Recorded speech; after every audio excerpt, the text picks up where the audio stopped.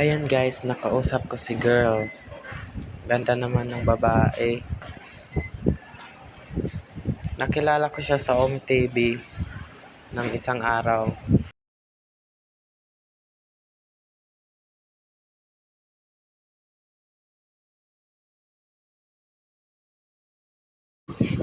Sinabihan ko siya, ang ganda mo.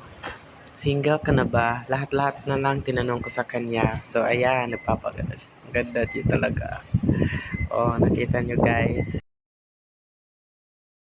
Wow!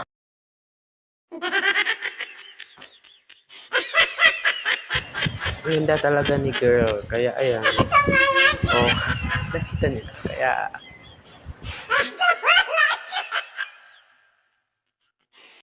iniwan ko na lang muna kasi may ginagawa ako. So ayan.